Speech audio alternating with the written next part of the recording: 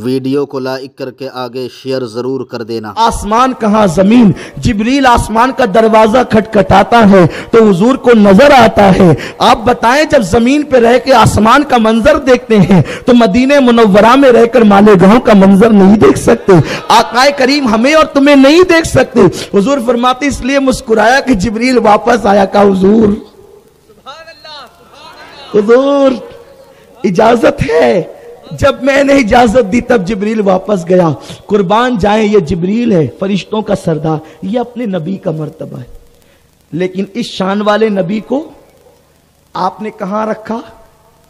ہوٹلوں کی کرسیوں پر اس نبی کے لیے تم بحث کرتے، مسجدوں کی چٹائیوں پہ بیٹھ کر نماز پڑھنے کی بجائے بحث کرتے ہو۔ نبی کیا تھے؟ ارے کیا تھے؟ جبریل سے پوچھ۔ نبی کیا تھے؟ صدیق سے پوچھ۔ نبی کیا تھے؟ اللہ سے پوچھ، رب تبارک و تعالیٰ سے پوچھ وہ کیا تھے، اللہ تجھے بتائے گا کیا تھے۔ اللہ فرماتا اِنَّا أَرْسَلْنَاكَ شَاهِدًا وَبَشِّرًا وَنَذِيرًا، اے محبوب، اے نبی، ہم نے آپ کو حاضر و ناظر بنا کے بھیجا، خوشخبری بنا دینے والا بنا کے بھیجا، ڈر سنانے والا بنا کے بھیجا۔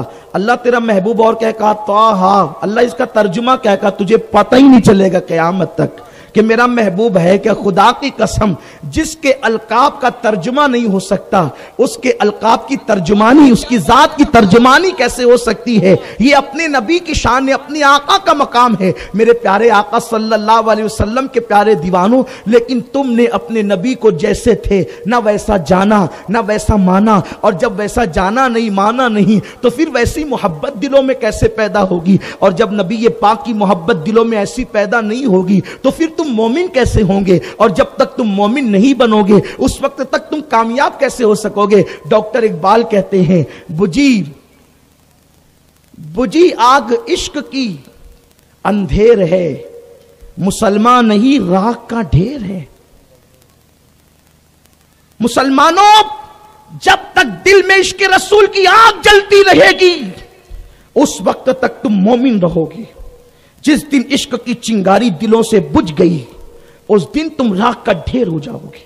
اور آج 250 کروڑ مسلمان پوری دنیا کے اندر موجود ہے لیکن راکھ کا ڈھیر ہو چکے ہیں۔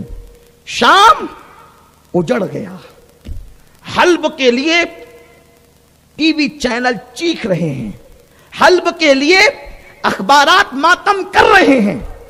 5 لاکھ آبادی کا صنعتی مرکز ملک شام کا آج سے 5 سال پہلے 2011 سے پہلے جس ملک شام حلب کا حال یہ تھا کہ بمبئی کی رونق سے بڑھ کر اس شہر میں رونق تھی۔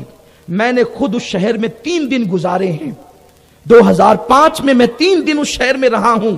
ملک شام کا وہ شہر حلب جہاں جس کے قریب حضرت سیدنا خالد ابن ولید کا مزار ہے، وہ ملک شام کا شہر کھنڈرات میں تبدیل ہو گیا۔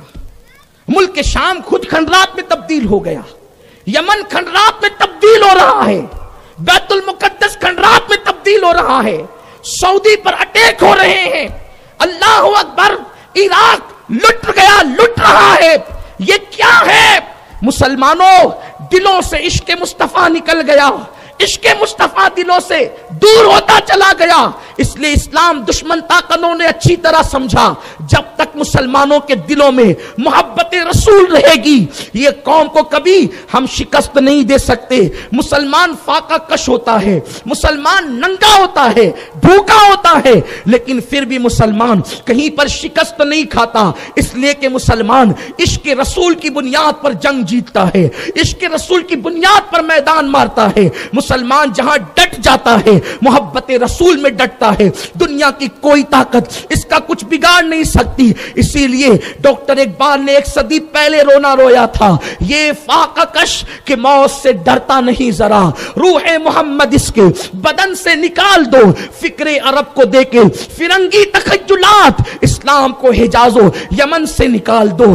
آج میرے آقا صلی اللہ علیہ وسلم کے پیارے دیوانوں، جو مذہب اسلام غالب ہونے کے لیے آیا تھا، بالخصوص میں اپنے نوجوانوں سے مخاطب मुखातिब हूं। याद रखना, आप सोचते होंगे ये शाम और इराक की बात क्यों करते हैं, ये दुनिया के दूसरे ममालिक की बात क्यों करते हैं? इसलिए करते हैं कि जब पड़ोसी का घर जलता है तो ये निशानी है कि गरीब तुम्हारे घर में भी आग लगेगी। अगर पड़ोसी की आग तुमने नहीं बुझाई तो तुम्हारे घर में भी जरूर आग लगेगी। मुसलमानों, ये शाम हमारे कौन है? ये हमारे मुसलमान भाई है। शामी इराकी हमारे मुसलमान भाई है, बर्मा में रहने वाले मुसलमान भाई है। जहां भी मुसलमान बसता है उससे हमारा खून का रिश्ता होना यह हो, हमारा कलमे का रिश्ता है, ईमान का रिश्ता है। लेकिन इस्लाम दुश्मन ताकतों ने सिलेबी जंगों के बाद यह तय किया कि मुसलमानों से अब हम मैदान में कभी जंग नहीं करेंगे, बल्कि मुसलमानों को आपस में लड़ाएंगे और इनके दिलों से मोहब्बत रसूल निकालेंगे, इनके दिलों से इश्क रसूल निकालेंगे। और क्या हुआ?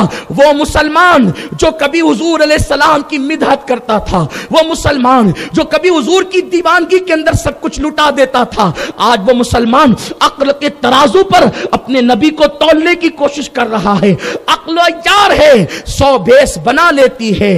इश्क बेचारा, इश्क बेचारा, न मुल्ला न हकीम।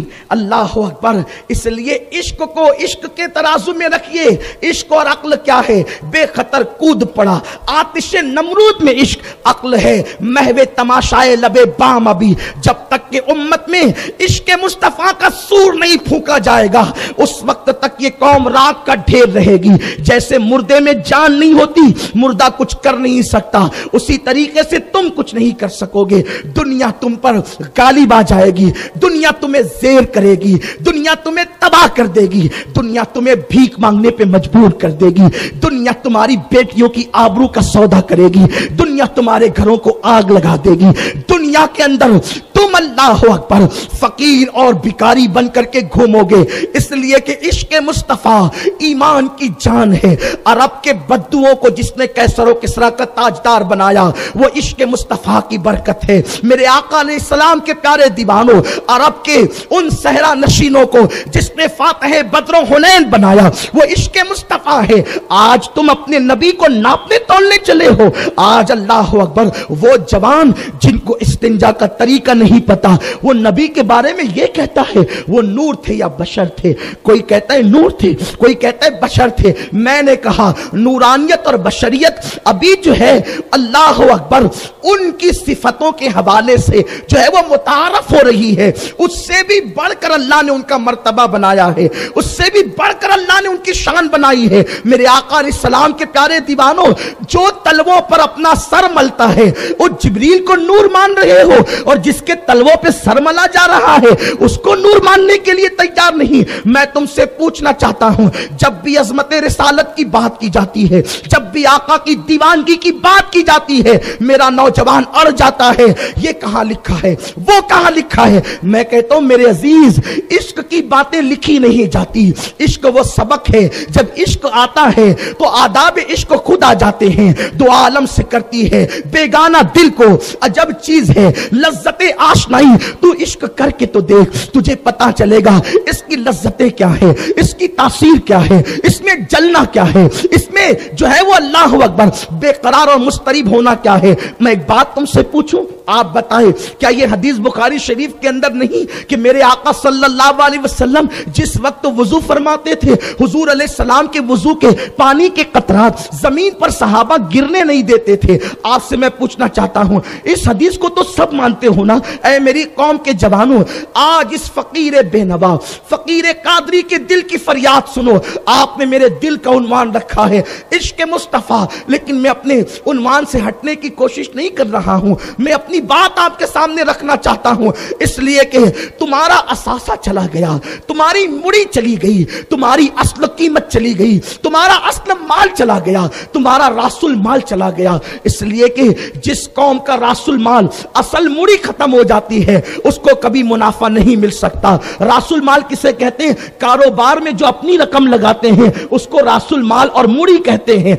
अगर वो घटना शुरू हो जाए तो फिर इंसान कभी नुकसान से बच नहीं सकता। फरमाया, मुसलमानों जिसे इश्क मुस्तफ़ा कहते हैं वो रासुल माल है, वो मुड़ी है ईमान की, वो जान ईमान है। अल्लाह अकबर, तुम्हारे दिलों के अंदर से इश्क मुस्तफ़ा यहूद और नसारा ने निकालने की कोशिश की। मेरी कौम के जवानों, यहां से लेके वहां तक इश्क मुस्तफ़ा के नाम पर सर्दी में खड़े रहने वालों, बैठने वालों, मेरी बात समझने की कोशिश करो। आप बताएं, अगर मिलादुन नबी की बात आ जाए, हर आदमी कहने लगता है ये कहां लिखा है, लिखा बता रहे हैं फिर भी कहां लिखा है। हुजूर की हयाती की बात है, हुजूर जिंदा है, कहां लिखा है, ये कहां लिखा है। अंगूठे चुमना कहां लिखा है, हुजूर हाजिर है कहां लिखा है, हुजूर देख रहे कहां लिखा है, हुजूर मौजूद है कहां लिखा है, हुजूर की शान ये कहां लिखा है। आपको सब जगह लिखा बताएंगे, लेकिन मेरा एक सवाल आपसे है।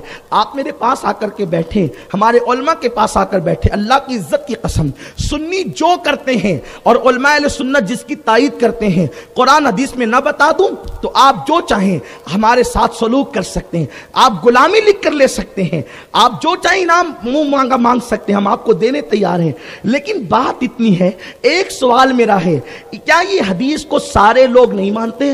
उम्मत के 73 फिरके के लोग नहीं मानते कि हुजूर सल्लल्लाहु अलैहि वसल्लम जब वुजू फरमाते थे तो सहाबा आपके इर्द गिर्द जमा हो जाते थे और हुजूर के वुजू के पानी के कतरात को सहाबा जमीन पे गिरने नहीं देते थे। कोई चेहरे पे मलता, कोई सीने पे मलता, बल्कि कभी कभी हालत ये होती कि जिसको पानी नहीं मिलता, जिसका हाथ पानी से तर हो जाता, दूसरा सहाबी उस हाथ से हाथ टच करके बरकत लेता और अपने चेहरे और अपने सीने पे मलता। आपसे सिर्फ इतना पूछना चाहता हूं, मेरा 72 फिरकों के कायदीन को, स्कॉलरों को, सबको यह सवाल है, आप मुझे बताएं, सिद्दीक अकबर को हुजूर ने कब कहा था, उमर इब्ने खत्ताब को कब कहा था, उस्मान और अली को कब कहा था, साद और सईद को कब कहा था, तलहा व जुबैर को कब कहा था कि जब मैं वुजू किया करूं तो मेरे वुजू के पानी के कतरात जमीन पे गिरने नहीं देना, बल्कि उसको उठा करके जो है वो अपने चेहरे पे मल लेना,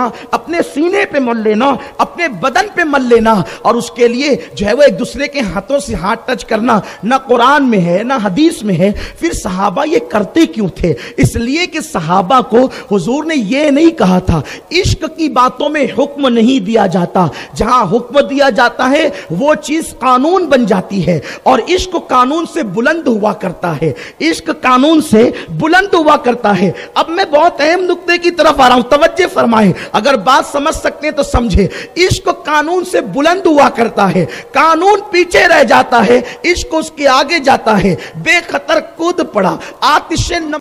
वीडियो अगर अच्छी लगी हो तो लाइक करके आगे शेयर ज़रूर कर देना, क्योंकि सैयद अमीनुल कादिर साहब की तकरीर सुनकर बहुत सारे लोग अपने सगाइर कबाइर गुनाहों से सच्ची तौबा करके अल्लाह रब्बुल इज़्ज़त की इबादत करने में लग जाते हैं और फिर वो दोबारा गुनाह नहीं करते हैं, अपनी ज़िंदगी को नेकी में गुजारते हैं। अगर आपके शेयर करने की वजह से अगर किसी शख्स ने भी, एक शख्स ने भी अगर तौबा कर ली और उसने तौबा करने के बाद अपने तमाम गुनाहों को छोड़ दिया और वह अल्लाह की इबादत करने लगा, तो इंशाअल्लाहुल अज़ीज़ उसका सवाब आपको भी ज़रूर मिलता रहेगा जब तक वो इबादत करता रहेगा। क्योंकि सैयद अमीनुल कादिर साहब की तकरीर सुनकर लोग अल्लाह और उसके रसूल सल्लल्लाहु अलैहि वसल्लम के दीवाने बन जाते हैं। तो आपसे गुजारिश है कि वीडियो को लाइक करके अपने दोस्त अहबाब के साथ ज़रूर शेयर कर दिया करें। अल्लाह हाफिज़। अस्सलामु अलैकुम व रहमतुल्लाहि तआला व बरकातुहू।